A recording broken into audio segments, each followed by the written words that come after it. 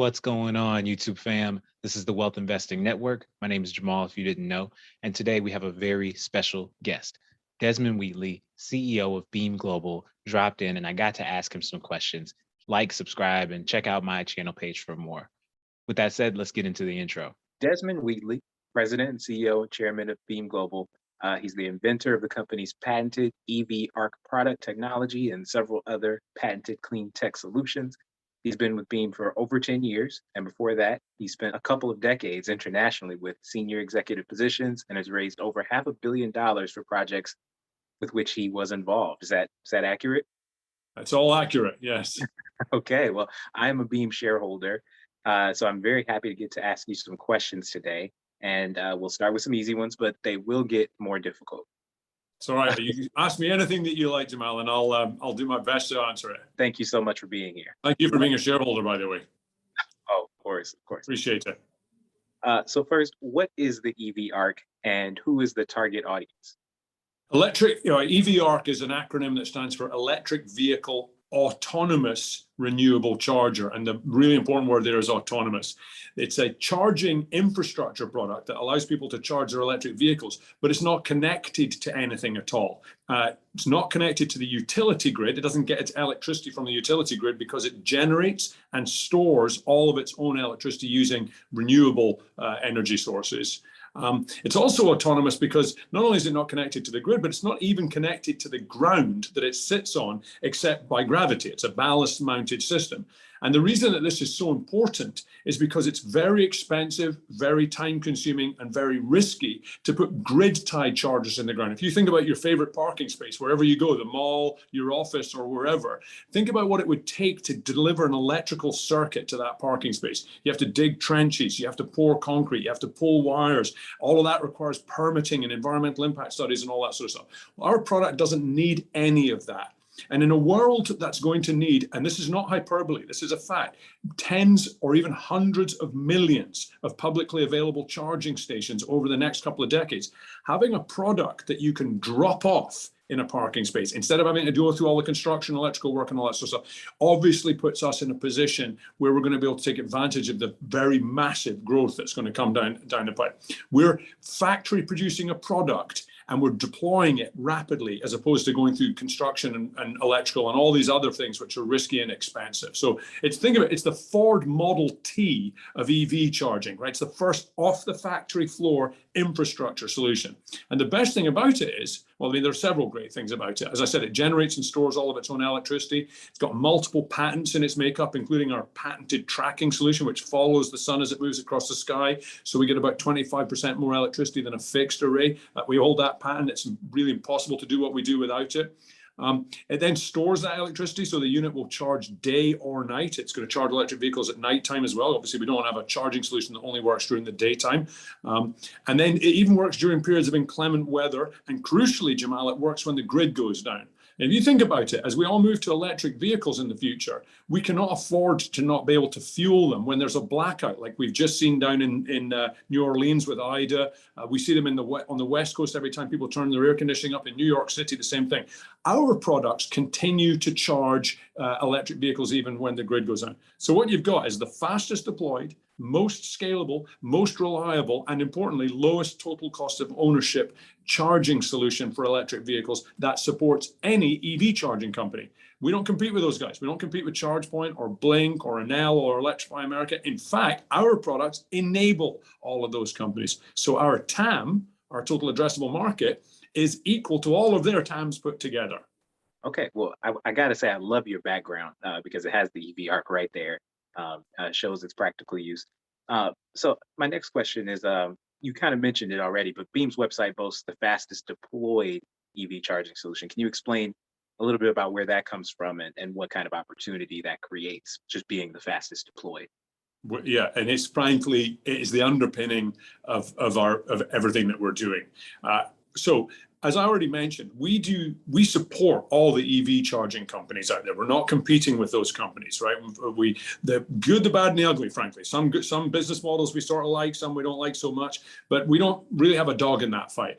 Our customers will call us up and say, hey, we want to put ChargePoint chargers in the following location, but it's too expensive, too time consuming, and too disruptive to go through all the construction and try and get the electric grid to those locations. No problem. If we can see the sky, those ChargePoint chargers are going to get deployed in that location. Same if it was BLNK or Nell or Electrify America or any of the other major brands that are out there. So when we say that we're the fastest deployed, let me give you some numbers to back that up. New York City is currently our largest municipal customer. So we deploy our charging infrastructure in New York. They're on the ChargePoint network. So they put we put ChargePoint chargers onto our products and we deliver them to New York ready to operate. Now in New York City, it takes the city about 24 months to go through environmental impact study, permitting, construction, electrical work, all the things that you need to do to make a charger work in the parking space, like this place that you can see behind me there, okay, out in the parking. That's where people park cars. They don't want to go somewhere special to charge them. We want to charge them where they're already parking. About a 24-month process to get a charger in the ground in the space that you can see behind me. Jamal, we do the same thing in as little as 4 minutes, okay? So this is exactly why we're in business. When we're moving into a world that will need tens or hundreds of millions of public chargers, and I'll tell you how we get to that. There are 1.4 billion cars on the world's roads today, moving to 2 billion by 2030. You need one publicly available charger, at least one for every 5 vehicles on the road. So do the arithmetic. You got 2 billion vehicles on the road, 5 vehicles per charger. That gives you 400 million chargers worldwide. If it's taking you 2 years to do all the construction and electrical work to install a charger, are we going to succeed? No way. Okay. So the fact that we can churn these things out of a factory on a warlike footing, I mean, we're blitzkrieg where charging is concerned, right? We're pumping these things off the factory floor and we can put them anywhere in the world, then we're going to help in the battle against this or the lack of charging infrastructure. We're going to be the tool that wins that war, because we are not going to spend months and years digging up the streets and going through all that construction. A good analogy for this, if you think about it, is in the past you used to lick a stamp and lick an envelope and then you used to walk to the mailbox to send a letter. Now you just hit send on your Gmail. Okay, that's a technology replacing an old time-consuming and expensive process. It's free when you hit your Gmail, right? You used to have to buy an envelope and paper and stamps and everything else like that. What we've done is we've come up with a clean technology solution, a product which replaces that whole construction and electrical project that you used to have to go through. And I'll tell you something, talk to any of our customers, particularly those who have done both. The ones who've done the grid tie, they dug up the parking lot and the contractor told them it was going to be, trench would be open for 3 days and it was open for 3 weeks and it was full of water and half the parking spaces were taped off and all these other things, and they had to get permits and the city's walking all over the product. And then they deploy our product. They can't believe it. We show up often in the middle of the night, because that's when the parking lots are empty. The following morning they come in and then we get a phone call saying, it's here. And we say, yeah, we know, we delivered it, right? And then they say, well, what do we do now? And we're like, well, I don't know, I guess you charge a car on it. That's why you bought it, right? And they're like, but isn't there anything else? No, they're so used to it being complicated and difficult and risky that they can't believe that we can just show up and drop these things off. And then they're ready to charge. As I always like to say, we deliver our products. Unlike Christmas presents for children, ours come with full batteries ready to operate. And so it's revolutionized the whole process of deploying these things. And again, in a world that's going to need 400 million publicly available chargers in the next few years, you better believe quite a few of them are going to have to be deployed like this. Absolutely. So speaking of technology replacing an old model, I've gotten a sense from your previous interviews that you're not a big fan of gas stations. Can you explain a little bit about that? Jamal, find me someone who likes gas stations and I will find you someone who needs medical help. Right. I mean, it's seriously, nobody goes to the gas station. We've all become so used to it. It's weird, right? Because for 130 years, this has been what you do. You go to a gas station, you hang out there. But seriously, gas stations are places where there are carcinogenic, highly volatile, highly inflammable liquids that you then pump into a steel box under your children's bottoms, right? And then you drive down the highway like that. The Wall Street Journal published a study that said that the gas pump, the nozzle that you grab at the gas station, is the most germ-ridden, toxic thing that any of us handle during our normal daily lives. Now, for 10 years, I've been driving an electric vehicle, and as I always like to say, never eat in a restaurant where the chef's skinny because he's not eating his own product. I'm the fat chef of driving on sunshine. I'll tell you that right now. I use my own products. In fact, my vehicle is charging right now while I'm talking to you on one of my products. So I'll be driving on sunshine when I go home tonight, like I have been for almost 10 years. And the only time I have to go to a gas station now is when I rent a car. And I hate it. I'm so used to the fact that my vehicle's always full of sunshine, full of electricity, and I never have to hang around. I just plug it in and walk away from it. To actually have to make a special trip to a horrible place and then stand around waiting, breathing carcinogenic fumes and all sorts of other stuff like that, and then drive from that special place to where I already wanted to go. That's just a terrible way to go through life. You wouldn't imagine for a second if somebody said to you that cell phones had to go somewhere special to get charged. Okay, so now you're using your phone and it's about to run out. Oh, sorry, I'm gonna have to hang up and I'm gonna drive somewhere special. I'm gonna plug in and then I'm gonna wait while my cell phone charges up and then I'm gonna come back and call you back. No, none of us would use cell phones, right? Well, that's how it is going to be with EVs. You won't go somewhere special to fuel your EV. You'll fuel your EV where you were already going. Work, the cinema, the mall, the park, your kid's school or whatever else like that. And we're going to put the infrastructure in that's going to make it possible for you to do that. We're going to do it without construction. We're going to do it without environmental impact. We're going to do it in a way that no one ever gets a utility bill. You're going to be driving on sunshine, environmental impact free, guilt free, and the best free of all, in some cases, free, because of some of the business models that we're working on right now. So you're right, I don't like gas stations. They're going to go away. And I'll tell you this, there are some companies out there in the electrification industry who are trying to make EV charging look like gas station model. They want to put these really fast chargers in a central location and everyone's going to drive there and plug in and wait around while their vehicles fuel up. Sorry, that's a terrible idea. Why would I do that when I can just charge in front of my office or in front of my home or at the mall or places I was already going to? Okay, so I not only do I not like the gas station, I don't want electrification to try and follow that model because it's a terrible idea. There's a much better way of doing things, and that's what we're evolving towards. You've convinced me.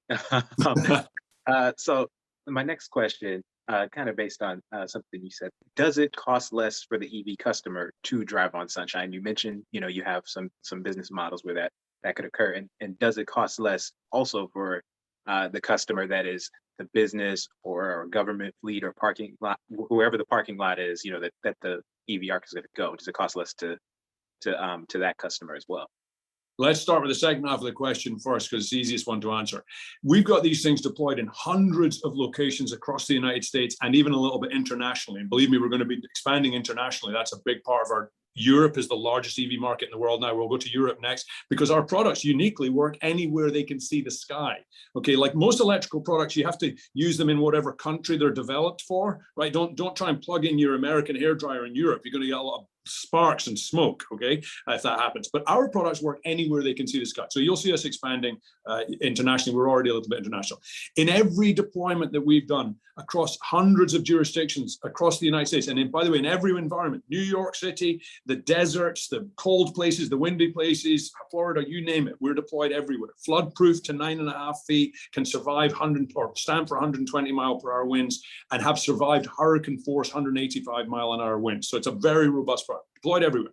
In every instance, the cost of our product was less than the avoided cost of the construction and electrical work that would have been needed to do to put a charger in the location where our product's deployed, okay? So day one, you've already saved money. Your return on investment is day one through avoided costs of construction because it's less expensive to buy our product than it is to dig the trenches and pull the wires and do all the switchgear upgrades. Now, having saved money on day one, what about the energy that you're going to put into those vehicles? What's the cost of the energy? Zero. There is no unit cost for the energy because you don't even need to amortize the price of the equipment because you got that back through construction savings. Okay, so you're already better off. Now, as you're filling up your vehicles moving forward, you're basically driving on sunshine, as I said, for free, the best free of all, because there's no unit cost for energy. Now, that opens up some very interesting doors for us. In the past, fuel has been very volatile.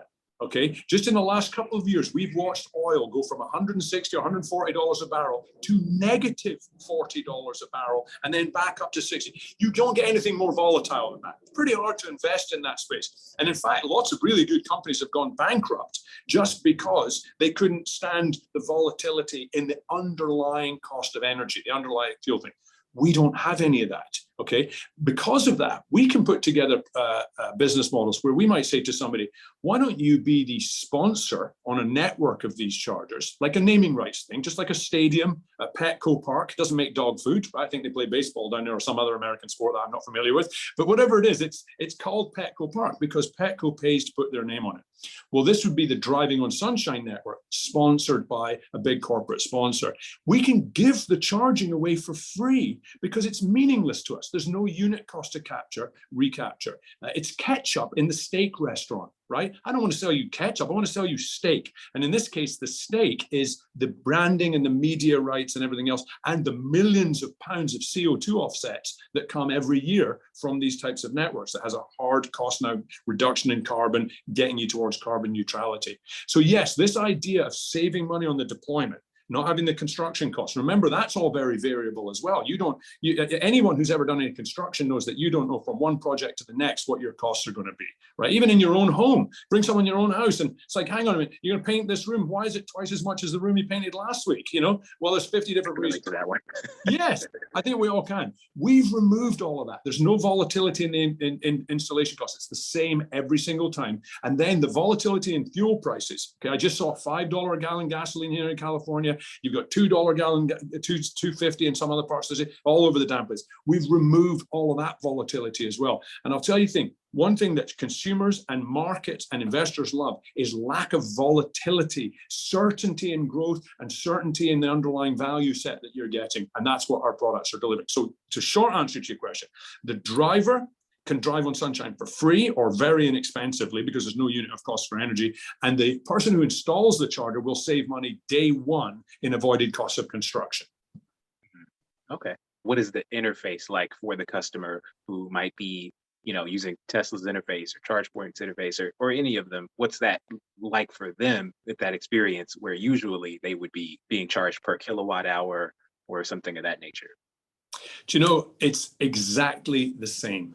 We don't get involved in that piece. So I'll tell you, our EV ARC products are supporting chargers out there that some people are charging for the charging. Our EV ARCs are supporting chargers out there, some people are giving it away.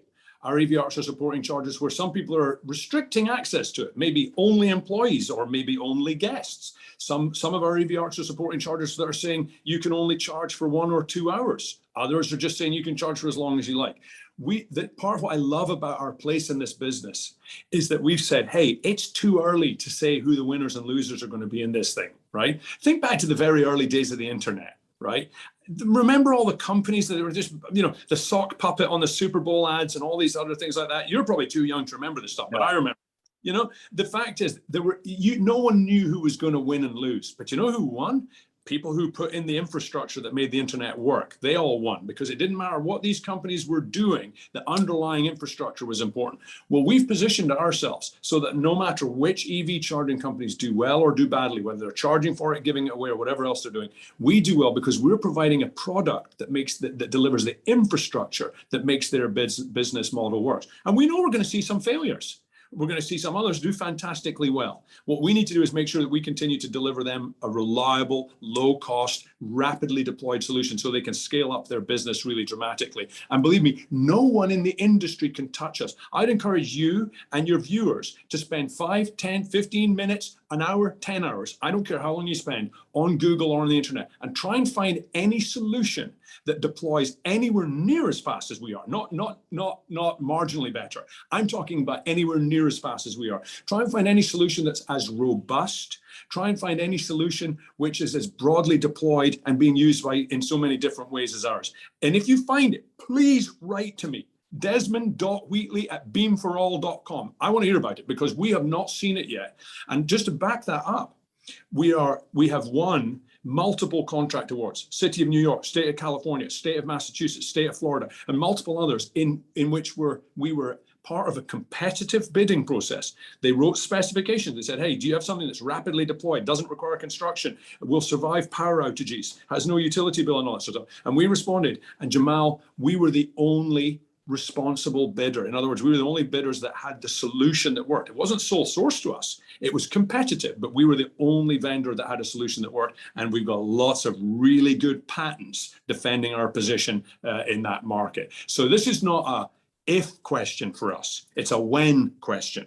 Okay. The if is not in question at all. It's just a question of when. And I can tell you that what we're seeing right now going on in the market with the adoption of electric vehicles, fantastic new products, the F-150 Lightning, the GM 1,000 horsepower Hummer, the Mustang, all these new vehicles, no longer about Teslas and Leafs anymore. Now it's about the kind of vehicles that Americans and the rest of the world want to drive. We're seeing adoption rates kicking off in a way that you can't imagine. And that's why our pipeline is bigger than it's ever been in our history. And you're going to see a good 2021, but it's going to, in my opinion, going to pale into insignificance when viewed from 2022. And that will go on year after year after year for at least the next couple of decades.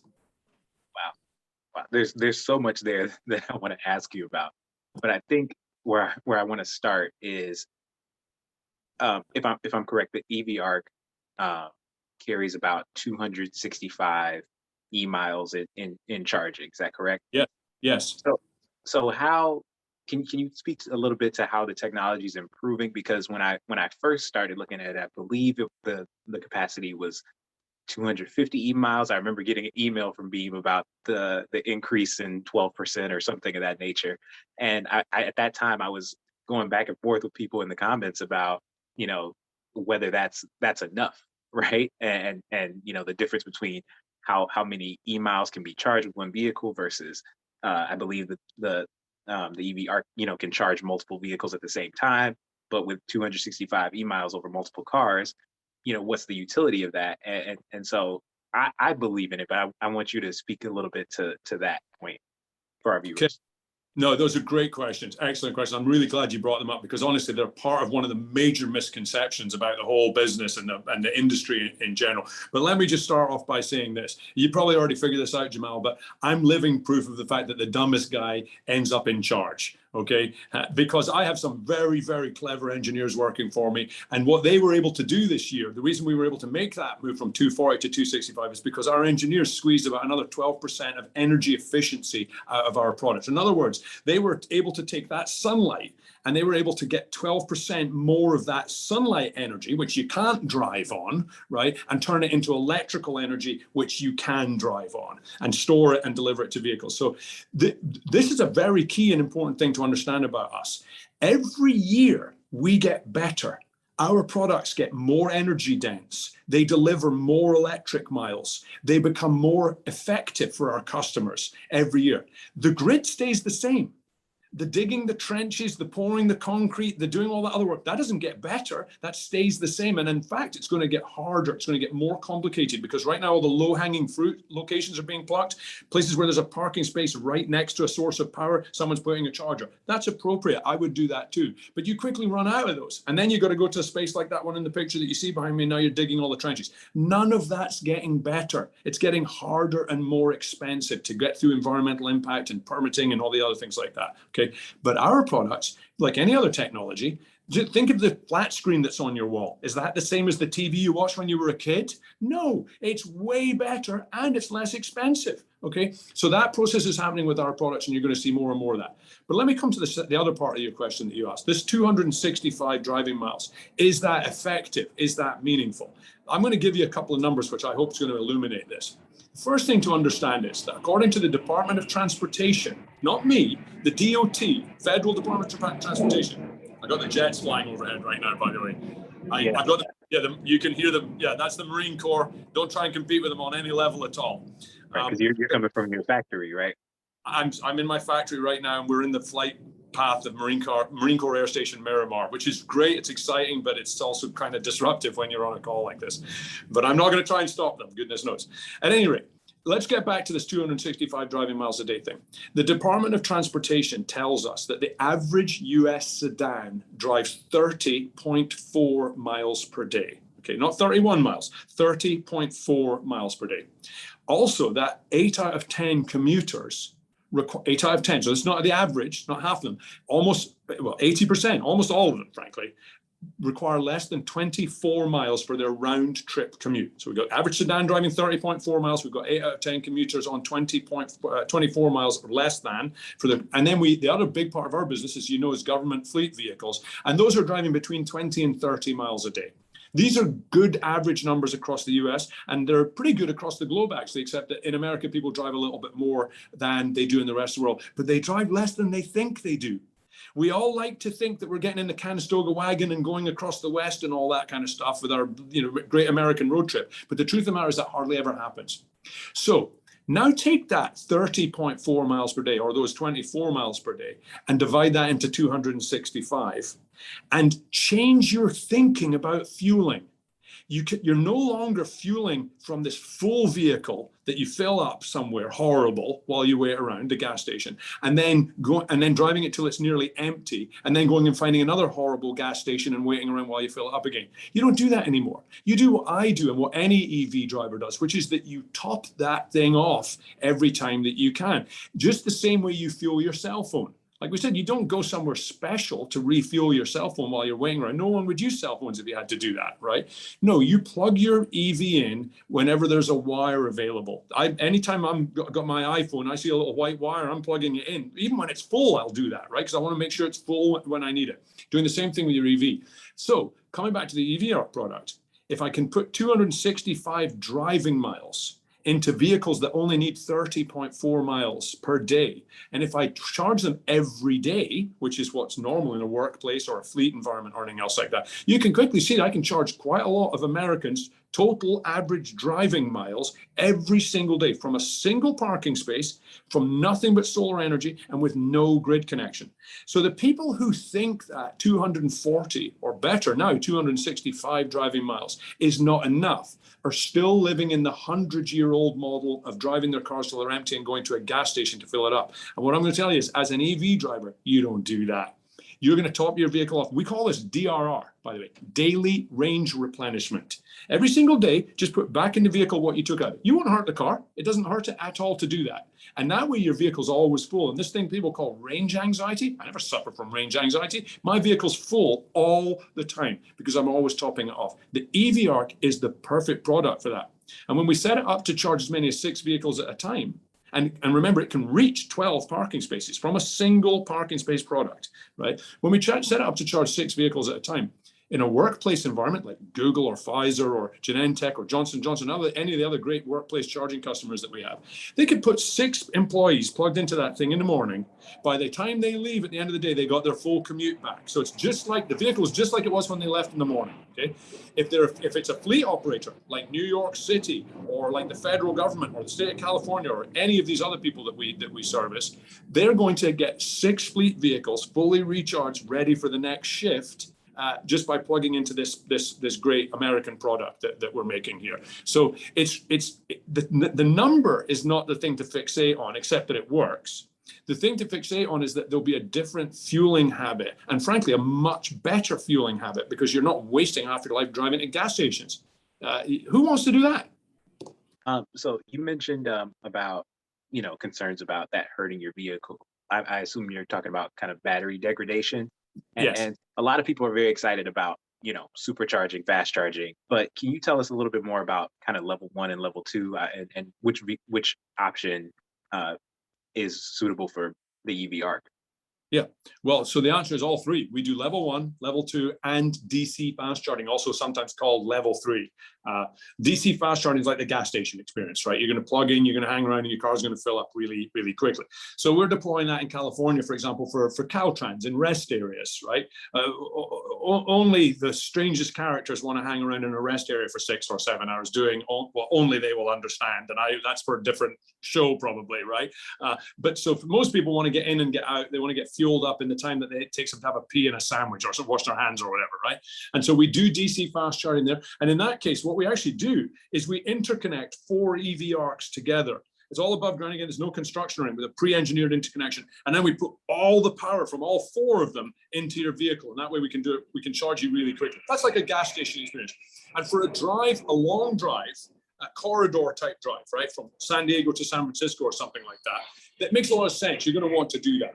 The rest of the time, the type of charging I just described to you, where it's happening while you're doing something else, is going to much more than adequately fuel just about everybody. And so I'll say the supercharging thing, while it's popular at the moment, because consumers, whenever a new technology comes out, they always want to make it look like the old technology because that's what they're comfortable with, right? So they want a kind of a gas station experience because I've been doing that my whole life and I want you to show me that again, right? They'll do that for a little while. DC fast charging kind of fills that gap for them. But eventually, they'll quickly figure out they don't need to do that. And here's the really important thing to think about. You're a money guy. Think about the money. Why would you pay a premium to fast charge your car when you can get it for cheap or nearly, or in some cases free, to charge it slowly, as long as the slow charging is good enough for what you want? Jamal, would you pay somebody $20 to get a gigabit of Wi-Fi when you can go to Starbucks and get it for free? No, because the free Wi-Fi in Starbucks is good enough. It's not a gigabit. Sure, it's not a gigabit, but it's good enough. And that's how charging will be. Charging will be everywhere. And as long as it's good enough, as long as it gives you that daily range replenishment, replaces how much energy it took you to get to that location, you're not going to pay somebody extra money to charge quickly. You'd be crazy to. And consumers are not crazy. Yeah, no, that's a great point. And I didn't know that you could connect multiple EV arcs and do that. So that's Yep. new. By the way, we love it. I don't want to talk our customers out of doing that because we love it when they do that. It's really expensive. We make a lot more money when they do that. But I'm just telling you, for the broader industry and for the good of our, actually, I'll take that back. We don't love it when they do it. If we can talk them out of doing that, one thing that we commit to our customers, and this is for the long-term, sustainable, fundamental growth of this company. We always commit to our customers that once we've heard your needs, we will try to direct you towards the simplest and least expensive solution that will provide for your needs. What we will not try and do is sell you some shiny, expensive bullshit solution because it adds to our bottom line, because that's not how you build a long-term fundamental business. Sure, you get a short-term sugar rush from that kind of profit. But what we're interested in doing is creating a great company that deploys hundreds of thousands of these things across the world. And the way that you do that is by having everyone say, you know what, they treated us squarely and they delivered the product that worked for us. And they didn't try and sell us a bill of goods that we didn't need.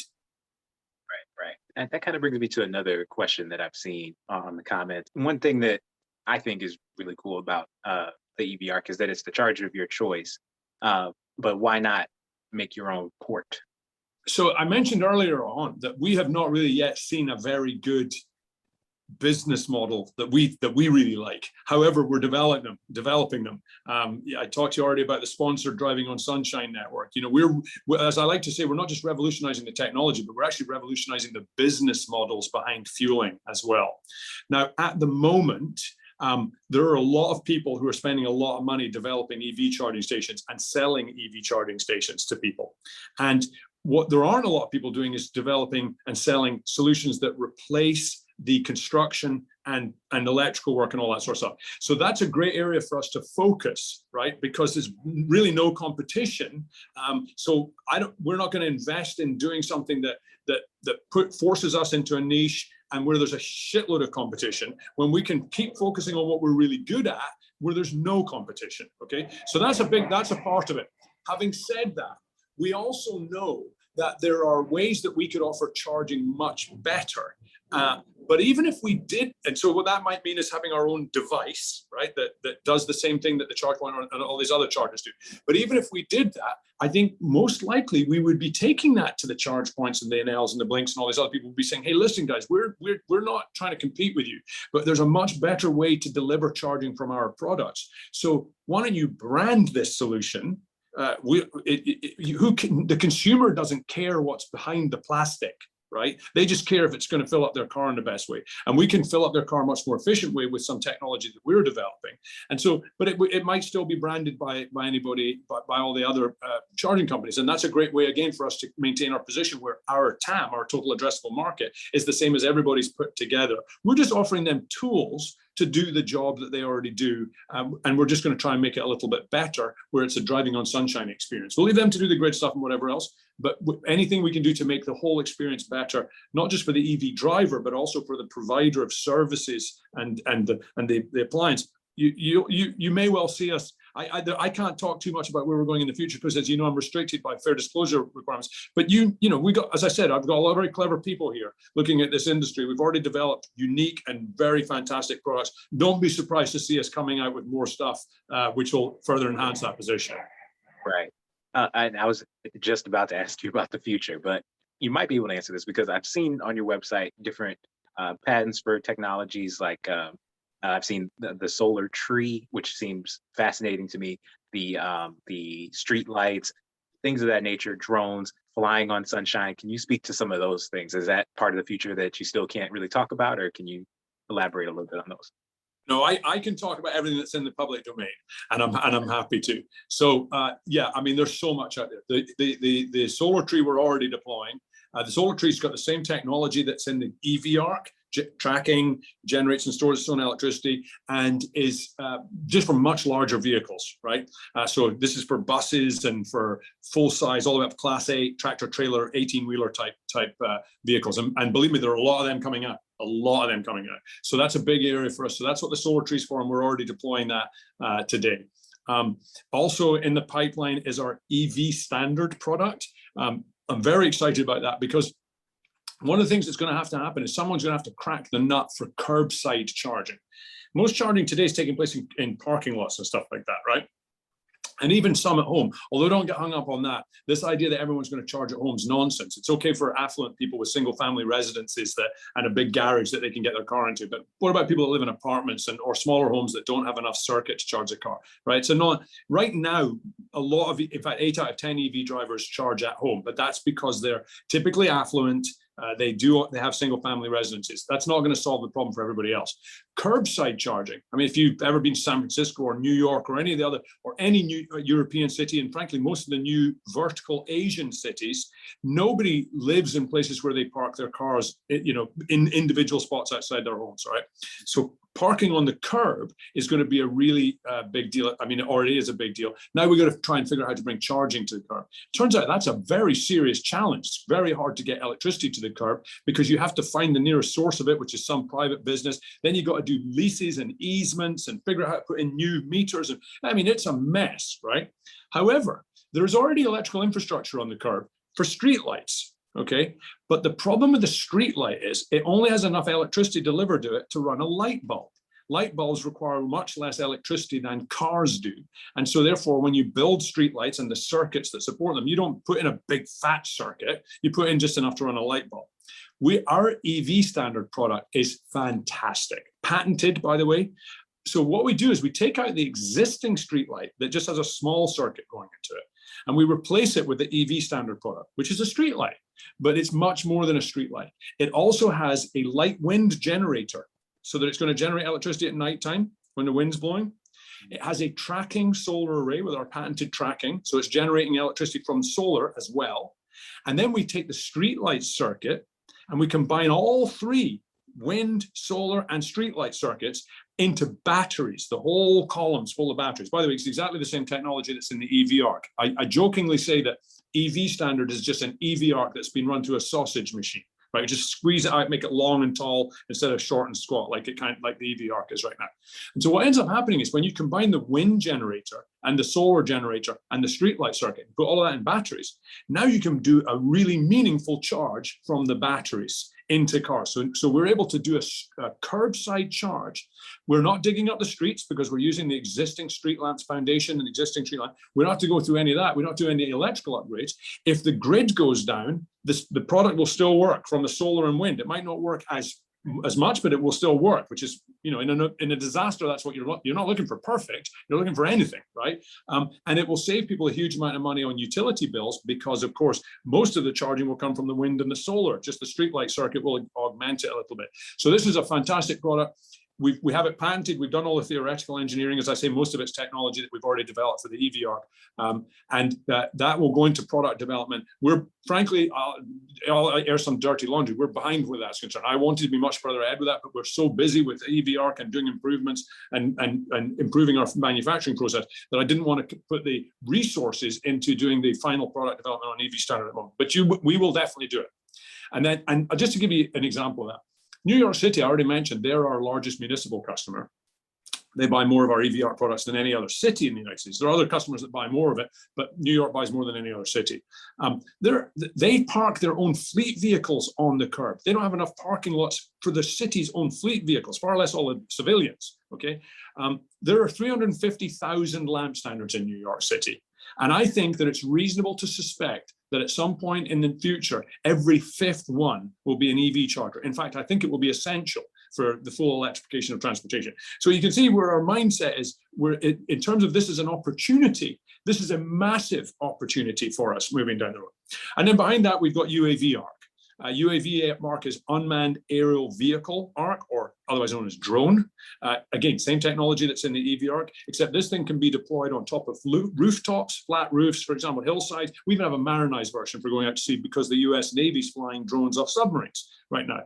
And so what we think we're going to see in the next couple of years, frankly, is a big growth in parcel delivery by drones. Companies like Amazon and UPS and everybody else, they're going to be delivering more and more parcels by drones. If those drones could have their range extended by landing somewhere and refueling on their way, or landing in several places and refueling, like hopping, domino style, from one place to another, like that, you could revolutionize drone package delivery. Beyond that, there are military applications. The military is increasingly using drones for, not for weapons delivery. I mean, they do that too, but for situational awareness, battlefield awareness, right? Keep drones up in there, they can be looking at everything. But they have to come back to fuel. And today they recharge them by running diesel generators to make electricity to recharge. It's crazy, right? The UAV ARC will recharge these without them ever having to come back. So they could essentially stay out in the field and active pretty much indefinitely. So we believe that there's an awful lot of opportunity for that product as well. And again, lovely, we're just leveraging the same technology we've already developed into different form factors. That keeps our costs down, but dramatically increases our opportunity out there in the field. The UAV ARC is behind EV Standard because EV Standard we think will be a much faster monetizing product because we already need electric vehicle charging. We think drones are still a little bit down the road, but we'll get to that next. And then what I can't talk about is all the other things we're cooking. The things we've talked about right now are all patented. All the engineering's already done. We're still doing some product development on EV Standard and UAV ARC, but the engineering's done, the patents are done. Okay, the things I can't talk about, you'll see when we release the patents. And I don't think we're ever going to stop developing new technology for this fantastic convergence of clean energy and transportation, which is where we operate, where those clean energy, transportation, where those lines cross, that's where you're going to find us looking for profitable opportunities. And there's so much left to do. We haven't even scratched the surface, but I will tell you this, we'll be very disciplined about it. You will not see us inventing some crazy, weird things that no one ever uses. My rule, where this is concerned, where patents and inventions are concerned, and by the way, I practice the rule myself, is because, as you mentioned at the beginning of the call, I am the inventor. One of them now. We have others now, but I'm the original one. The only reason that we will go after a product is if, number one, we think it's a significant barrier to entry for competition. So we're creating something with a moat around it that other people can't get into. And number two, can we monetize it? That's the only time you're going to see us investing in the inventing and patenting process. You won't come to my office and find a bunch of patents on the wall, none of which are ever going to make money. Okay, everything we do has to be barrier to entry for competition and has to be monetizable. Otherwise, we don't do it. And I'll tell you what, we've won every patent that we've ever gone after, except for one. We gave it up because we discovered some prior art. And every patent that we've ever got, except for EV Standard and UAV ARC, which are still in development, in products that we sell and revenue today. Every single one. Well, a couple more questions for you. Can you tell us a little bit about your experience with manufacturing and raising capital that has prepared you for this role? You know, everything I've done in my life has led me to this point. And I mean that sincerely. I went to sea when I was a very young man. The lessons I learned when I was out at sea about being resilient, about not taking no for an answer, about not waiting for other people to help you. You break down 1,000 miles from the nearest land when you're out at sea. Fix it or die. You know, there's no one to call, right? You're not going down to Home Depot, right? It's just sort out the problems, and that trained me in a mindset. Also, I was in engineering, so that I had that gave me a great sort of mindset about making things that work in very rough environments, right? When you're out at sea, there's salt water, there are storms, gales and all kinds of, but things have to keep working. Otherwise, a lot of people lose their lives. So that I brought a lot of that to this. I've been in energy management in my life. I've been in renewables in my life. I've been in security infrastructure in my life. I've worked in the Middle East. I've worked in Asia. I've worked in Europe. I've worked in the United States. All of these things prepared me. And as you pointed out, I raised a lot of money too. I mean, over $500 million into things that I've been involved with. And I'll tell you, I've been very successful at raising money for one reason and one reason alone. And that is that I have never tried to raise money for anything that I didn't believe in. People tell me that I'm a storyteller and that I'm a salesman and all that. So I'm not. I'm useless. I am utterly useless. If I don't believe something, I can't tell it. But if I do believe it, I probably can tell it as well as the next guy can. And then I make it damn well happen too. I've never raised money for anything that I wouldn't actually make happen because I just don't feel comfortable doing it. Lots of people are really good at that, but that's not my thing at all. I'll go out to someone and I'll say, I need $100 million because we're going to do X, Y, and Z. I'll die before I stop doing X, Y, and Z. It doesn't mean that everything's going to be a tremendous success. No one can say that. Failure is an important part of advancing in life. But I'll tell you what, I never give up, ever. And in this case, I brought all of those things, my engineering background, my energy background, my international background, my ability to raise capital for things that I believe very strongly in. And I wrapped them all together in this magnificent company, BEEM. And it's still quite small, but we're going to grow to $1 billion and way beyond $1 billion in revenue. This is my fervent belief, and this is what I will not stop doing. I won't rest until we get there. And I'm able to do that, and I'm able to enjoy this more than any of the other exciting and interesting things. I've been very lucky professionally. You make your own luck, right? I picked the things that I've done, but I've been very lucky professionally. But I've never enjoyed anything 1/10 as much as what I'm doing right now. And just one other thing, this will be a fantastically profitable company. Our shareholders will do fantastically out of it. So will our employees, and our customers will benefit tremendously. And I just got one other thing to tell you. I've got a 16-year-old and a 13-year-old. And I get to go home at night and I get to look at them in the eye and say, Daddy had a good day today. That means the company had a good day today. That means the state, that means the country, that means the planet had a good day today. And there are not many opportunities in life where you can do that. So I'm basically the luckiest man alive. That kind of leads me to another question. I've seen the growth, of BEEM since even the name change from Envision Solar, the rebranding from Envision Solar to BEEM, to seeing the past several quarters. And I get the sense that just in looking at financial statements, which is something that I do a lot, there's so many expenses that come with making the EV ARC. And even watching the factory tour, I recommend viewers check out your factory tour. But this must be some huge factory to have these expenses. And can you talk a little bit about the scaling and how that's going to lead to profitability? That's what it's all about. Look, you do not succeed without having courage in your convictions. And when you have courage in your convictions, you make the investments that you need, not for today, for tomorrow. And I have done that. I've invested in a factory that has room for at least 20x growth from what we're doing right now. I'm putting the infrastructure in place for at least 20x growth from where we're going right now. Volume solves all ills. The more volume, it's like, no, look, there's no magic about this. When you run a manufacturing business, the more product you run through the factory, the lower your costs get, the more you increase your efficiency, unless you're a moron. And we're not morons. We might be a lot of things, but we're not morons, right? And so you're going to see our costs coming down. You're going to see the quality of the product going up at a time when the demand for the product is going through the roof right now. And then what I'm going to say to you is, I have room for 20x growth in this factory. We will need to open 10 more of these things in California, far less than the rest of the United States, far less globally. All right. So when I tell you we're going to get to $1 billion, it's because we can do 140 to 200 million in revenue in this facility that we're in right now.